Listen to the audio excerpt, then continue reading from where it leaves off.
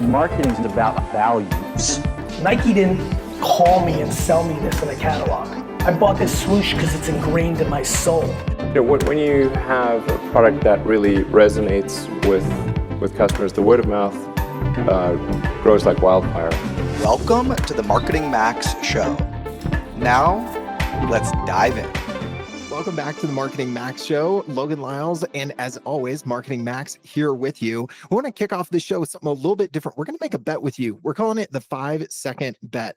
We want to place a bet with you that if you subscribe to this show right now, whether you're listening on Spotify, Apple, or YouTube, hit follow, hit subscribe. And if by the end of this episode, you're listening through and you don't have at least one takeaway to do something, you have our full permission to go to X, DM Max the most vulgar, heinous, awkward thing that you can think of and tell us why this episode was no good. You got 5 seconds to do it. Max, you want to do the countdown for the 5-second bet, man? Yeah. 5, 4, 3, 2, 1. If you did not follow or subscribe to the podcast on whatever podcast platform you're listening for, you can just X out of this. We're making bets here. We love to play poker. We love to bet on the golf course. So hopefully you took that bet. We're putting our money's where our mouth is, and you can DM me anything you want. Good. Absolutely. All right. Well, for everybody, subscribed or not, we're going to dive into some mailbag questions a little bit later in the episode. But first, we're going to hit you guys with another one of our trends segments here on the show, because I love this list that you put out the other day on Growth Daily, Max, talking about the 4 thought leadership myths that might be holding you back.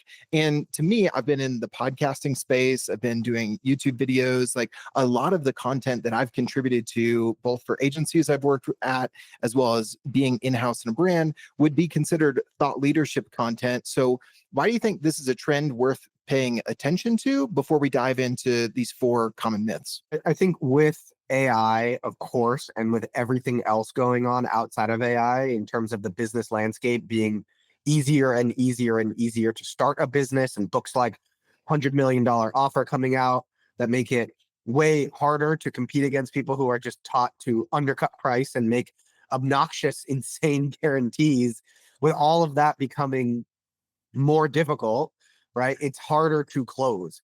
In some ways, it's kind of crazy to think about and say out loud, like, by having it be the easiest time ever to build a business means it's the hardest time to succeed. It's kind of a double-edged sword. Yeah. Overall, I think it is significantly harder to stand out.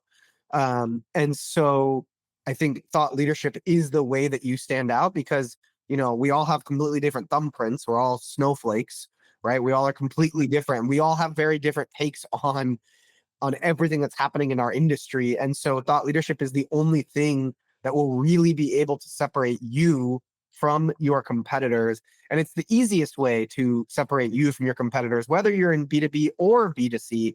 Tons of B2C brands have grown on the back of a really good founder story and thought leadership for whatever's happening in that space, right? Whether it's fashion and fast fashion, or whether it's makeup and clean makeup, or it doesn't even have to be that like raw political or not political, but it doesn't even have to be like that deep. It could be, a snack. Like, people need to snack more because we all loved snacks growing up, and they tap into the nostalgia aspect, and your thought leadership is the nostalgia aspect. So, preaching about how good it was when we were kids and we all used to run around with snacks and gushers and snackables and everything else.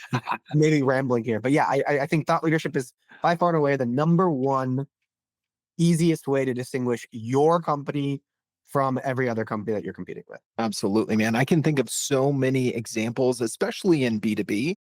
I was part of an agency at Sweetfish Media where James, the founder there, was really building his personal brand on LinkedIn with a lot of thought leadership. It was a couple years later, we started to hear about this guy named Chris Walker, who started an agency called Refine Labs. Like, people still to this day, even though now he's stepped away from that business and started a different one, like, they think of Chris Walker and his thoughts about the MQL being dead, attribution models being broken in B2B SaaS. And that's ingrained in our memory as B2B marketers because of the thought leadership content that he was putting out.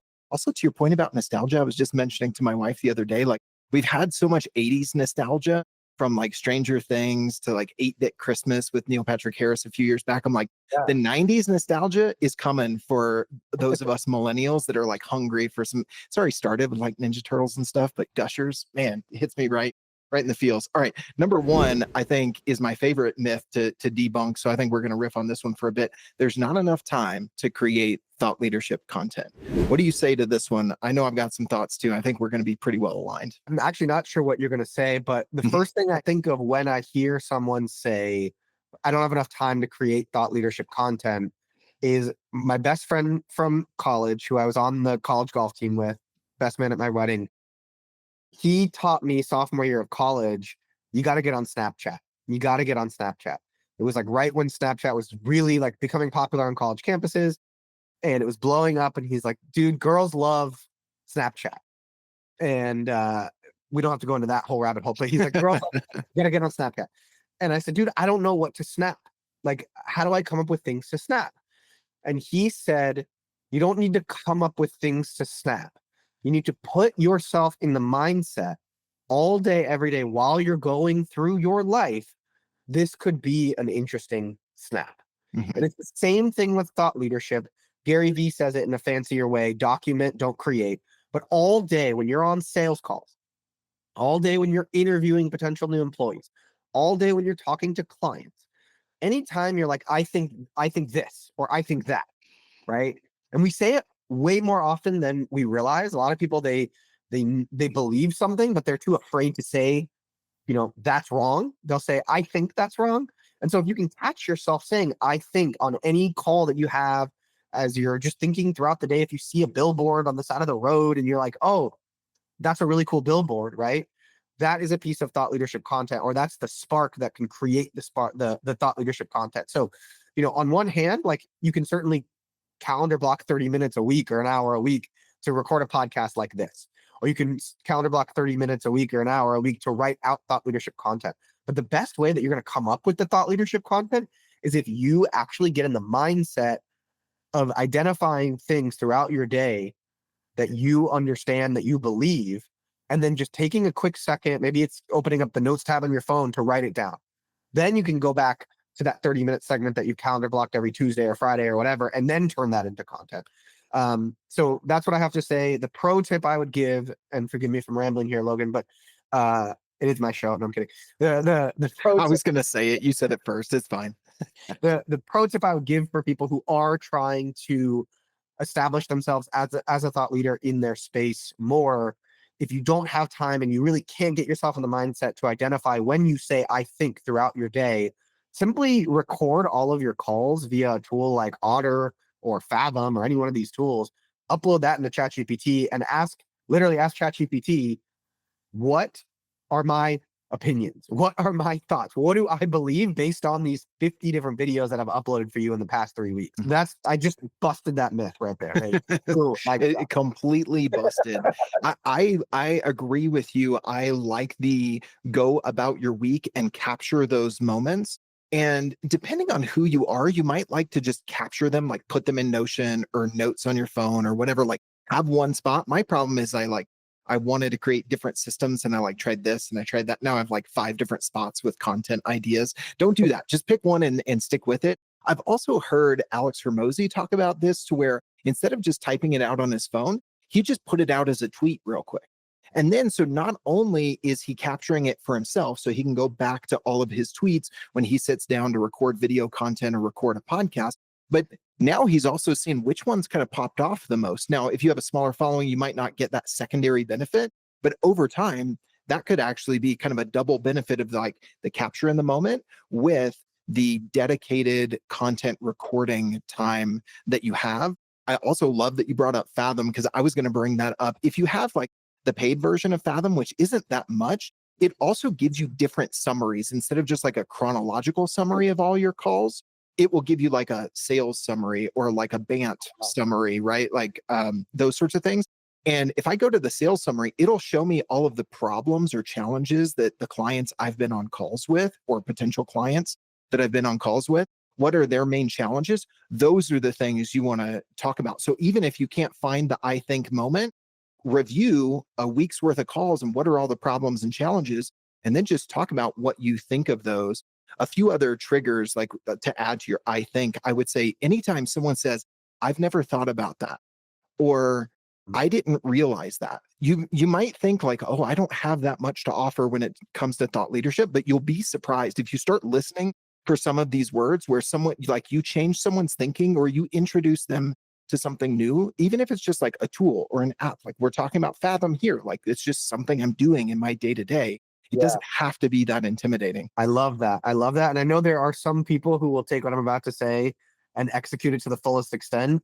I'm Mhm. sure if you Google this or ask ChatGPT, I'm sure there's a way to automatically feed the scripts from a tool like Fathom to ChatGPT automatically at the end of every single call. And you could probably write some prompts, literally write thought leadership content for you based on all the conversations you have every single day and every single week. You might Yeah. miss some of the genuine aspect of creating thought leadership content yourself, but I think we've kind of given you the full spectrum of how to identify the thought leadership ideas and kind of sparks, and then how to execute that, whether it's posting it or recording the podcast once a week or whatever it might be. So I think we fully busted that myth, and I think a lot of people always say to me like, I don't have hot takes on anything, and the answer is like, you don't need to have hot takes in order to establish yourself as a thought leader in your space. You just need to have a take. Mhm. And to you, everyone might agree with it, right? To you, everyone might agree that SEO is going to significantly struggle over the next 10 years because you're a marketer and you consume marketing content. But to your potential clients, Mhm. they're not consuming nearly as much marketing content as you are. They're only consuming maybe 2 or 3 pieces a week or 2 or 3 pieces a day, where you're consuming 200. And so you don't necessarily need hot takes. That's another pro tip there for you. Yeah, I love it, man. All right, number two, I can't be effective because I haven't figured out my niche. Now, I do think that thought leadership is more effective when you do have a niche. You even are niche down, not even necessarily to an industry, but to a problem that you solve, because then you'll attract those types of people in that niche, even if it doesn't look like a niche, who identify with that problem. But I think there is a path to get there, even if you're like, I don't have that clearly defined just yet. What would you say to someone who's believing this myth? I would say you need more shots on goal. Mm-hmm. You need more shots on the driving range with different clubs. Mm-hmm. You need to post multiple types of content in multiple different niches for a few weeks or a few months to find two things. Number one, what do you enjoy creating most? What type of content in what niche do you enjoy creating most? And number two, what does your existing audience already resonate with best? And oftentimes, the thing, or I should say the niche, that is the answer for both of those is the same, because what you enjoy writing most or creating videos for the most will end up being the best content. And so most of the time, your existing audience will fall in love with the best content because it'll feel super genuine because you are loving it. So I think it's just, come up with 3 niches, 5 niches, write them all down, spend a week talking about one, spend a week talking about another, spend a week talking about a third, and then figure out which Yeah. one is And then best. measure like which one did I really enjoy, which one kind of flowed, which one was more of a struggle, and which one got the best results. And there might be some like, oh, this one was a 9 out of 10 and this one was a 2 out of 10, but like find where that overlap is between those two. And like, to go with another sports analogy, you and I were talking about golf and our love for that game before we hit record today. Like, it's almost the equivalent of like just watching other people swing on video and being like, okay, I'm gonna swing like that. I'm gonna swing like this guy, right? I don't want Tiger swing. I want Rory McIlroy swing. And you never actually pick up a club and swing and actually get some feedback on it and improve your swing. So if you're waiting to define your niche before you start putting out content, then you're kind of, it's cart before the horse.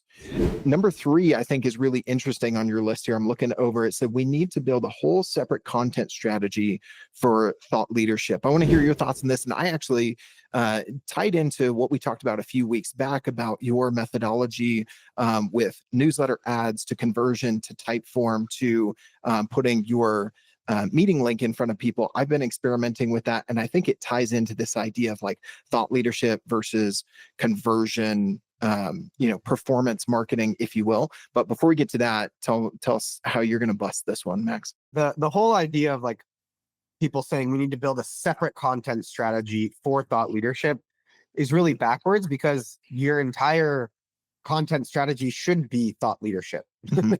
There's no other content strategy that will beat that one. Even influencer content strategy or an influencer content strategy should still be about thought leadership. You should still be exemplifying and articulating what your thoughts are on why your product is better and why your customers in some way, shape, or form should do whatever it is that you think they should do, right? By building the tribe, you need to identify with people that you are also part of the tribe and that buying your product or buying your service helps them be a part of that tribe, particularly in e-commerce, right? Mhm. Whether you're selling makeup, okay, like this is the reason to buy this makeup brand. Whether you're selling t-shirts, like this is the reason to buy this t-shirt. I'm part of this tribe, but also for B2B. The same applies for B2B. Your content strategy should be 100% thought leadership. This is why, right? Whether it's B2B, B2C, whether you're using influencers, whether you're using ads, whether you're using a podcast, like your entire content marketing strategy should be thought leadership. And if you don't know how to create thought leadership content, or you say to us, there's not enough time to create it, or I don't have hot takes, well, you must have skipped over the last 10 minutes. So go ahead and rewind because we broke down that myth as well. Yeah, or just unsubscribe and send Max that terrible GIF in the DMs. What I was alluding to is like, okay, just kind of quick aside here, an example to kind of bring this home. Like I run sales and marketing for our agency at Business Builders. We do web design, we do HubSpot implementation, typical things that a full service agency would do. We found that folks that are our best clients are familiar with the book Building a Story Brand by Donald Miller. If you're watching on YouTube, you can see it. It's out of focus here, but it's this storytelling framework that can serve as the foundation for your messaging, for not only your website, but everything you're doing, from your thought leadership content to your ads and all these sorts of things. And so I am looking at my goals and I'm like, I need more booked sales calls, right? But we also need to put out some thought leadership content about how we think about implementing this framework that a lot of people know. There's kind of a tribe around it. Like Don Miller's got, I don't know, like 100,000 followers or more on Instagram. And so we actually combined the two, like you're talking about. We built a 5-part video course about how to implement this to use it to make your marketing more effective and get more customers. And instead of just like running ads to say, hey, book a meeting with Logan at Business Builders, let's talk about your marketing strategy. We're running ads to put this thought leadership content in front of folks and using your newsletter strategy of when they sign up and they get that lead magnet and they get access to the course, now pushing them over to a type form that qualifies them, gives them the opportunity to book a call. And so we're able to do kind of the jabs and the right hooks at the same time. Or if you think about it, doing thought leadership and performance marketing at the same time. So that's kind of my story with this and where I think about like thought leadership is the marketing. I love that so much because you're essentially tying thought leadership to a lead magnet. Mhm. Like lead magnets, I was saying before, like influencers and ads and LinkedIn content can all be thought leadership. Lead magnets can too, right? Mhm. A simple 5-page ebook. I mean, I'm just not assuming you did this, but like if you were a lazy marketer, which I talk a lot about on Twitter, it's not who anyone should be, but if you are a lazy marketer, you could simply have ChatGPT write out a 5-page ebook about whatever it is that you came up with because you uploaded your Fathom summary, that summary that I've learned about now, into ChatGPT to tell you what your own hot takes are, what your own thought leadership positions are. You can simply have then ChatGPT go even further, create that ebook, load it up into Canva, make it look pretty, run that as an ad. Now the ebook itself covers your thought leadership piece, and then you have that S2, as I talk about a lot, what we do on the newsletter funnel, to convert those people who are interested in learning more about your particular stance on that thought leadership topic, or Spark, as I'm now referring to it somehow on this podcast as. And then from there, you can convert them into an actual booked call. So I absolutely love the idea of combining the thought leadership content with a lead magnet and then converting that into a booked call. That's so clever. I'm really glad you brought that up. I'm glad I've been hanging out with you more, both on this podcast and when we're not recording, man, because your S2 model that you exposed me to with your newsletter funnel, I'm applying this to every content offer. Like, not to go too far on this, but like our CEO had a speaking engagement today. and he was in front of like 50 people. And he's like, okay, I'm going to put a lead magnet up, and that'll be great. We'll see how many people convert. And typical, like, we saw some conversions on that. People signed up for that. We added them to our database, probably 30 out of the 50. But because I used your funnel in the S2, I also booked 3 calls right away off of that. So like 10% conversion from leads that I would have been chasing. They would have gotten an email from like, who's Logan on Jay's team? I don't want, this was just a bait and switch. No, they chose to book the call because I implemented the S2 on this other lead magnet that was tied to thought leadership, because it was our CEO speaking from Sage, leading a breakout session of like 50 people. So I'm a big believer in what you've been talking about there, man. That's amazing. I have never heard the S2 used in a speaking engagement setting, but I delivered like 5 or 6 speeches last year, and I'm really upset that I didn't use my own strategy on at the end of those sessions or on those stages. That's amazing. 3 out of 30. Oh, 10%. That's fantastic. Yeah, absolutely, man. All right.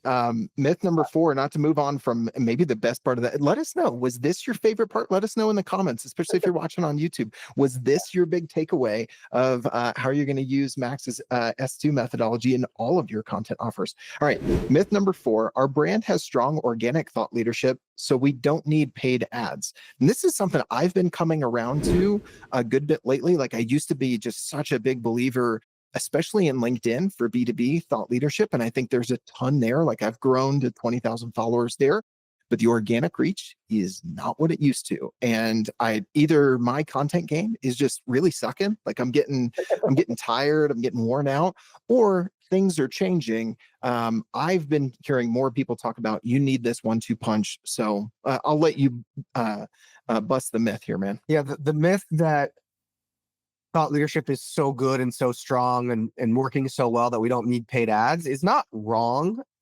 I think of all the 4 myths, this maybe isn't like the most mythiest, if we're making up words like I do often on this podcast, but also in my life. You can ask my wife. It's not the mythiest, but with that said, I don't think you need it, but I think it's one of those things where 1 + 1 = 3. The compounding nature of taking really good thought leadership and then amplifying it with spend is a huge unlock for lots and lots and lots of companies. And when I meet with a lot of companies, I had a few calls today with a couple of brands that are interested in hiring me personally and a few for my agency as well to run their ads.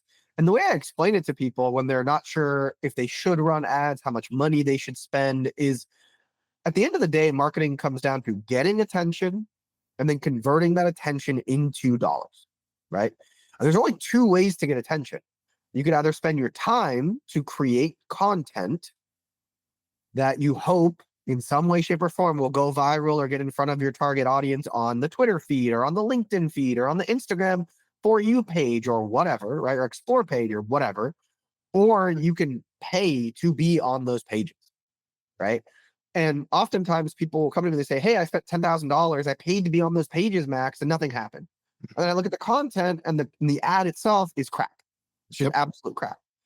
The cool thing about starting with thought leadership, and then when you say, we don't need we don't need paid ads or thought leadership works, is you already know the content is good organically. That content that's been posted on LinkedIn, that content that's been posted on Twitter or Instagram or Reddit or whatever that content is, it has passed the validity test of the algorithm.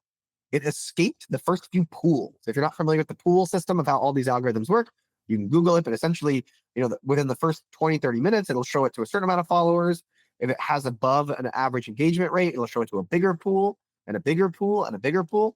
And so if you have content that is already above average of everyone else's, and you're consistently getting above average, even for like your own average, right? Like if you average 50 likes a post on LinkedIn, but like the last few weeks, your average post has been 75 or 80. Yes, your average went up, but like recently, taking that piece of content and then putting ad spend behind that, 1 + 1 = 3, huge unlock. That's why that mythy, not so mythy myth just got busted. Absolutely, man. I'm right with you there. And just like to add on what you're talking about, is that I think that a lot of people, they're like, we don't need thought leadership. We don't have time for that. We have to run paid ads. But they're seeing diminishing returns there. Well, it's probably because the content isn't that good, to your point. And specifically on LinkedIn thought leadership ads, what I really like is like, you can put out something organic, like is going to get reach, test it, see what gets the most engagement. Then when you go to boost that, like just like we're getting real nitty gritty here, but like on LinkedIn, for instance, you can't, if you put a link in the body of an organic post, it's going to tank your reach, right? That's why a lot of people are like, check the link in the first comment, or comment this, and then I'll send it to you, which is also an engagement strategy, whatever, all that sort of stuff. But once you turn it into a thought leadership ad, one, now that you're paying for the targeted reach, edit that post and put the link back in the body and make it easier for them to convert. And two, now that you're promoting that, it keeps the organic engagement. So it looks less like an ad. If it got 80 reactions, and 25 comments, now it looks less like an ad. And even if they do realize it's an ad, which some people will, right? It has social proof behind it, versus most ads that you see, they have like no engagement, or they have like 3 likes, all from the people at the company. And it's just, it's not as compelling. So specifically on LinkedIn, I think thought leadership plus paid ads, there's some secret sauce that can be had there. I love that you went nitty gritty. I love that you went into the details for 2 reasons. Because number one, that's what the show is about, detail, step by step. But also number 2 is the first episode of the year, the We're Back episode, which is great. If you haven't listened to it, go check it out. I mentioned that 2025 is going to be the year that I try to pivot my time and energy and resources mostly away from Twitter to LinkedIn. And I've been so inundated with all these clients that we've signed directly from the newsletter that I haven't gotten to LinkedIn yet, but that's my project for next week. And so I'm glad that you just gave me personally some insights about how to kind of repurpose and leverage the content that I hopefully create that will do well. Yeah. I think some of your memes that you've done on other platforms for the newsletters that you run, that sort of stuff, I think those are going to crush on LinkedIn. Man, I'm excited to kind of follow that journey. We'll document it. We'll share what's working, what's not here on this podcast. So again, if you're not subscribed, if you didn't take that bet earlier, now is the time to do it before the episode runs out. All right, Max, we mentioned last week we were going to get to some mailbag segments, but we spent some time riffing on these thought leadership myths. Do you think we got time for one mailbag question? Yeah, let's do it. If you got time, let's do it. Let's do it. So we got this one here. It's a very specific question. So thank you for submitting this, listener who submitted it via the mailbag. If you want to submit your own questions, go to Growth Daily, get on the newsletter, and then just reply to that first email, and you'll be able to send your question for Max and I. All right, here we go with this one. We own a Stretch Zone franchise. Our main source of leads is Facebook and Instagram. We're already talking Max's language here. I know you're going to have some thoughts on this one. The average number of monthly leads varies, so we are unable to grow our book of business in any organized manner. If we had more leads, we would be able to grow. So if this is a new client coming to you, where are you starting to consult and advise them, Max? I always start, if this was a sales call, to use your, Right. your analogy, I always start with a game that I like to call 21 questions, where I just ask 21 questions that pop into my head to get a better understanding of exactly what's going on. Yeah. That way I can help them more, paint a better picture for them, a more clear picture. Speaking of painting, I could paint a more clear picture for them of how I can help and where I think they need to go.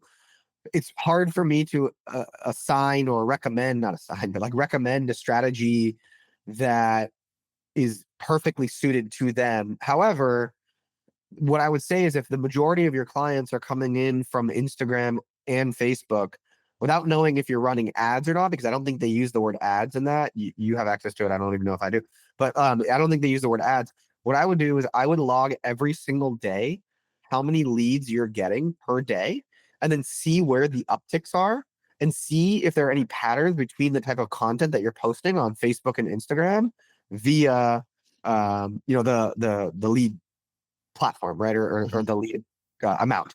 And so if you see that days where you post behind the scenes content, or you post, I think you said stretching zone. So I'm imagining it's one of those like stretching places, which is really cool. I've always wanted to go to there. One of those. I'm a big yogi, and I'm all about stretching.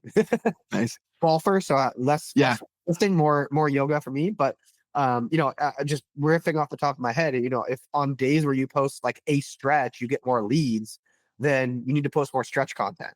On days where you post more interviews with the people who are actually doing the stretching, you get more leads. You need to post more of that content. So I think that's like step one. If you are running ads already, I think it's just a matter of testing more creatives as well to figure out what creative, what ad, what reel, whatever is going to drive the most amount of leads for you, and then consistently spend that. My guess is you're not spending enough to get any sort of consistent lead flow so that okay, every day we're getting 2 leads, we're getting 10 leads, whatever the number is, if you're running ads. Although based on the way you asked the question, I'm thinking that you are not running ads, but hopefully that's helpful. I think it's just a matter of finding patterns. Like I have this piece of art here, right, left, for 2 reasons. Number one, my dad is an entrepreneur and he always says, just keep putting one foot in front of the other. There's going to be good days and bad days, right, left. But also, like, marketing is right brain and left brain, right? You need the creative aspect on one side of the brain, but you also need the pattern recognition, the data and kind of numbers crunching. And so if you can't do that, hire a virtual assistant to just log every day how many leads you're getting and what content you posted that day delivered that amount of leads. But yeah, right brain, left brain, like you need to start identifying the patterns of when you're getting the most amount of leads. Maybe it's just posting volume too. Maybe it's like you just need to post more. You get leads on days that you post, but you're only posting 3 days a week. You need to post more. So look for those patterns. That's fantastic, man. I think that's a great place to start, even though you couldn't kind of qualify the situation, figure out a little bit more of the nuances, because oftentimes we're not combining, we're not just looking for those patterns. And like you said, it could be assigning an assistant. It could be like we talked about earlier, like take advantage of some of the things that we can do to find the data points, and then whether it's a VA or Chat GPT to go in and kind of analyze those patterns. That's a great use case for AI, right? I mean, that's how the algorithms are so good. They just have so much data pouring into them that they're able to analyze. Use that on a smaller scale when you're marketing your business as well. All right. Well, we've told you to subscribe. 2 other things if you want to today, the thought leadership with the S2 implementation. If you want to check out what I was talking about there, or if you're familiar with that StoryBrand framework, shameless plug on my side, go to storybrandcourse.com. Check it out. One, if you just want to like see the workflow in action, but also if you're listening to this show, you're probably thinking, how do I get more out of my marketing? And how do I effectively reach people on the right channels? There's some content in there that I think you'll find helpful. So go to storybrandcourse.com and let me know what you think. Connect with me on LinkedIn. Max, as always, we want to make sure people are going to growthdaily.com, get on the newsletter. You'll get some of this content, and then you'll kind of maybe be seeing some of that, have some questions. You'll be able to send in more questions for the mailbag as you stay subscribed. If we won that 5-second bet earlier, Max, anything else you want to say before we close it out today, man? I think this is our best one yet. I think this is our 4th episode together so far. 3rd, 4th. I think this was our best one yet, but please give us feedback. DM me on Twitter, put the comments on YouTube, like, love it or hate it, let us know. We want to do right by you guys and make this as valuable and fun and entertaining and helpful as possible. So we'll look out for those comments and we'll see you guys next week. All right. Until next week. Thanks for listening to the Marketing Max show. It takes me and my team hours to produce it every single week, but it only takes you 15 seconds to hit that share button and text it to a friend, drop it in a Slack group, or share it on Twitter, Facebook, Instagram, or any of your favorite social platforms. I appreciate you taking the time to check out my content. Have an awesome day.